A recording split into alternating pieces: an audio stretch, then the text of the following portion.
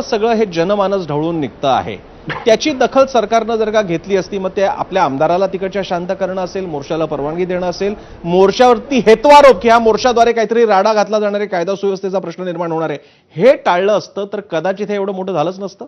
अखिल, खरं तर तुम्ही मला थोडं उशिरा बोलायला दिलं, पण ठीक आहे, माझे मुद्दे तुम्ही सगळे ऑलरेडी घेतलेत. बोला बोला आता नवनाथ बन्ना विचारताना पण मला फक्त इतकंच म्हणायचं आहे की आज मुख्यमंत्री साहेबांनी असं सकाळी सांगितलं की नेहमीचा रूट.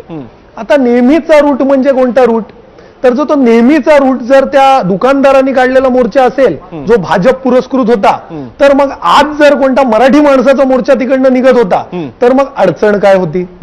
आणि जर इतकाच भाजपचा तर अजेंडाच आहे, खोटं बोला पण रेटून बोला आणि मग थैथयाट करा.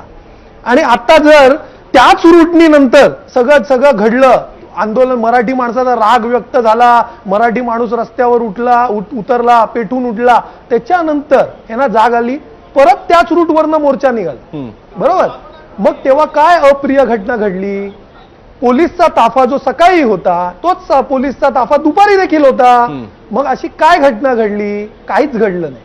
हे ना फक्त दरवेळी काय ना काय चाचपडून बघायचं असतं की आम्ही हे ना दाबून बघू का, आम्ही मराठी खच्चीकरण करून पाहू का, मराठी माणूस पेटून उठतो का, बघूया आपण हे रेटून नेऊ शकतो का, हे वारंवार करतात. मग ते GRच्या बाबतीत असो किंवा आज आता हे जे काय घडलेली घटना असो मोर्चा ह्याच्या बाबतीत असो, आता वारंवार त्यांचे नेते म्हणतात काय, तुम्ही त्यांचे स्टेटमेंट एक काढून बघा की काय, दुकानदारांना नाही, तो वन ऑफ इन्सिडेंट आहे.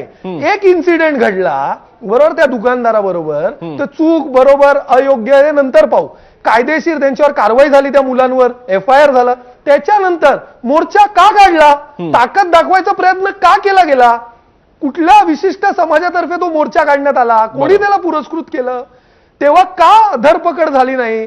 आज अविनाश जाधवना धरपकड होते, मनसेच्या कार्यकर्त्यांना, शिवसेनेच्या कार्यकर्त्यांना, इतर सगळ्या कार्यकर्त्यांना तुम्ही धरपकड करताना, मग तुम्ही तेव्हा हा मोर्चा निघत असताना कुठे होते सरकार, कुठे होते पोलीस प्रशासन, किती लोकांना त्यांनी धरपकड केलं घरातनं? असा मोर्चा कसा काय निघतो? दुसरी एक महत्वाची गोष्ट, अविनाशजी जास्ती याच्यावर सांगू शकतील, पण मी एक मुद्दा तुमच्या समोर मांडतो. तिथे किती दुकान आहेत अशी मीरा भाईंदर मध्ये? एवढे हजारो दुकानदार यायला, ते काय सगळे दुकानदार होते? मीरा भाईंदरचे दुकानदार होते?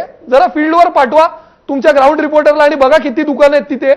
इतके दुकानदार कुठून आले? कोणाला ताकद दाखवायचा प्रयत्न करता तुम्ही? हे ताकद जर तुम्ही दाखवायचा प्रयत्न करणार ना, मग त्याच्यानंतर जेव्हा मराठी माणूस पेटून रस्त्यावर उतरणार ना, तेव्हा मग घाबरायचं नाही.